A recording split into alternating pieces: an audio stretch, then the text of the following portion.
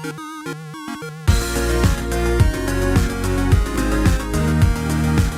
everyone, welcome back to another Anime Kingdom reviews. You can see by the title below, this is on episode 8 of Alderamin on the Sky, and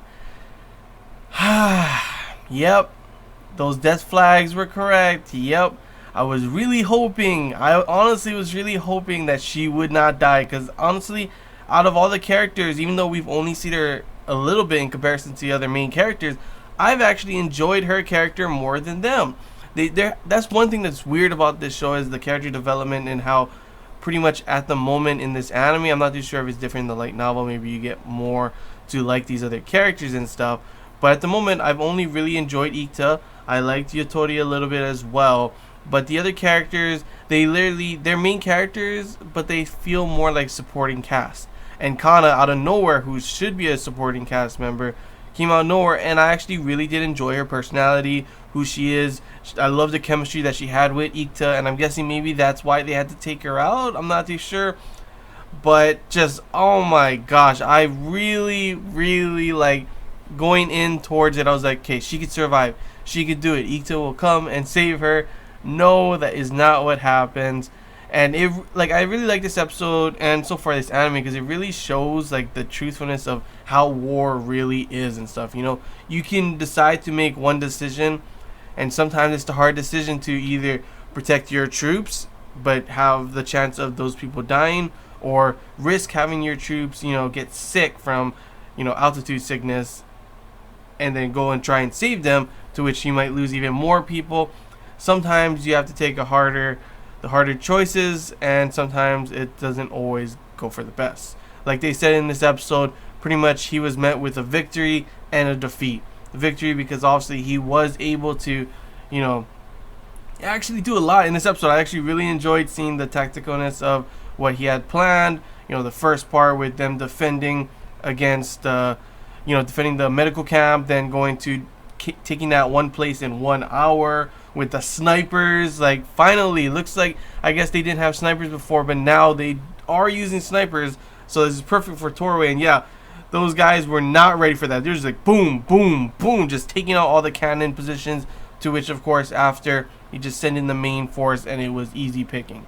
So it's pretty cool to see that we are getting like advancements in technology during the war, you know, seeing those things that his teacher actually made and stuff. That's some of the stuff that was in the box that he got before.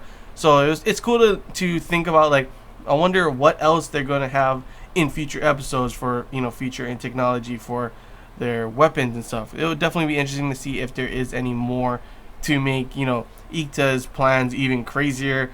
For some people thinking, how they were going to do this, and then all of a sudden, boom, they are able to do it, you know. So it is cool to see that. It was cool to see all the action scenes in this episode, see Ikta take charge and really show it's weird how this show makes the commanding officers, every single one of them, all seem stupid. Like, I don't understand, like, oh, just rush, you can do it, they're barbarians, or what the hell, it's an order, go over there, attack, kind of thing. Is like, are you stupid?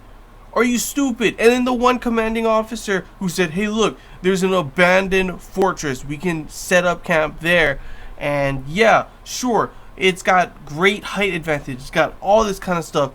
No, it's obviously a trap. How do you not know? Look at it, it's a perfect position to hold people off from the looks of it, right? Why would it be abandoned? Why is it to this point you had to fight like so much and you lost so much people, and all of a sudden you think, hey, it's an abandoned fortress, abandoned stronghold of the enemy, we can take it and we'll have the advantage? No! How they've been fighting from the beginning, they're not gonna just give up a certain spot, especially a position that looks like that where it has the height advantage of the whole area. No! I really wonder, like, I love the fact that they're making Ikta seem like this awesome general, like this awesome leader kind of thing. But it definitely makes you feel like, oh yeah, he's this awesome, but it's because all the other leaders, the commanding officers, are stupid. I don't like I would love to see like someone like he's actually smart, he's won a bunch of battles and stuff like that, and all of a sudden Ita shows him up. That would feel even way better instead of just having like, oh, just go, that's an order. Oh, they're barbarians. Oh, let's take a fortress that's honestly a trap. And we do honestly, we do not honestly, we do get to see this guy in a hood. He seems to be the one taking charge and telling them how to pretty much they should retreat and then lay the trap. So we do see a glimpse of who is really starting this whole war kind of thing right now at the moment. Not too sure who the hell he is, but it's interesting to see that they have put a face to who we've been wondering who's setting all this kind of stuff up. So yeah, that was pretty much the episode. Definitely a more serious tone episode. Pretty much having like, you know, the battles going on, Ita showing up, and it really makes it feel like, oh, you know, they're doing good, and then at the very end, it's like, oh no, are they gonna be able to survive? You know, the host, you know, like, is this? I'm guessing this is obviously the first time that they've ever fought in high altitude or something. Because honestly, right when Ita said we're gonna set up camp here for 2 days, I immediately knew it's because you have to get your body used to the altitude, or you'd end up getting altitude sickness. To which, of course, no one understood that. No one knew that. It's a new concept, and I get that. You know, his teacher knew a lot of new different things, and you know he's a scientist and all this kind of stuff. But there's no way that they've had these mountains over here, or they've had areas of high altitude, and no one has ever gone up them and realized, oh my gosh, altitude sickness, you know, we got to do this, and the military would know kind of thing. But it just really makes me feel that the commanding officers, the military in general in this anime has just been so stupid. And it, like, Ita is smart, he's a brilliant strategist, but it makes him look more smart just because they're so stupid, you know. But overall, yeah, like I said, this episode is mostly them trying to fight them off, and pretty much seeing Ita go through all these strategies, making all the commanding officers look stupid, and of course the whole altitude sickness, and then of course the very end, seeing Ita have to, he knew he had to do he had a decision to make. Yotori said it, and you know, sometimes you gotta make the tough decisions, but it's just so sad, like seeing how much it affected him when Kana was dead. It's just, it sucked. It was honestly, I was like this the whole time, like, no. I could not believe it. I was like, no, it's not real. When he grabs her ribbon, I was like, no, she's somewhere alive in this mess. She's actually hiding somewhere. She's okay. Then you see a body on the ground, like, no, that could be anyone, right? That could be another girl.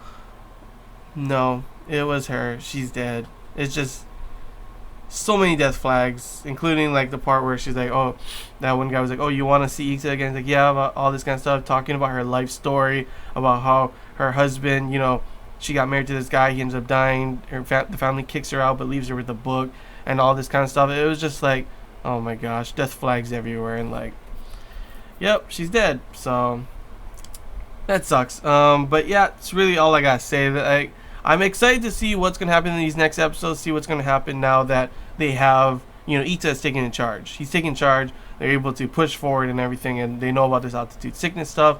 So hopefully maybe they'll be able to figure out who that guy in the hood was. Why is he doing all of this? Maybe they can stop the war from happening, or maybe they're going to have to fight to the death. I'm not too sure how everything is going to go down. But yeah, I'm excited to see how everything will happen. Will we lose anyone else?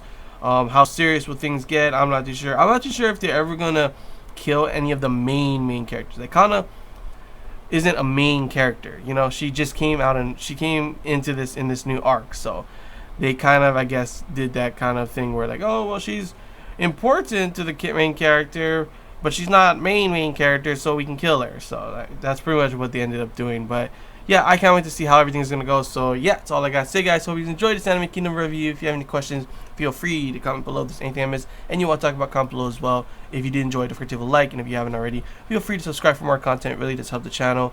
And yeah, that's all I gotta say, guys. Overall, pretty good damn episode. I enjoyed the whole strategic tactical sense in this one. I really enjoyed how it showed the truthfulness of what war really is like. This, you know, it's not all, you know, victory and yeah, we're the best, and you know, it shows all this kind of stuff when, the commanding officers are the one that gains the, glory and everything, sending off troops like this, even though they don't know what, not all the time, they don't always know what they should be doing, and they're the, the people who are going to end up with the, bad results, the possible death, all that kind of bad things that happen to them, are not the guys in command that are sending them up. It's those people, and we see that firsthand with Kana ending up dying, and it just really sucks. But yeah, overall good episode. So yeah, hope you guys enjoyed, and until next time, guys, see ya.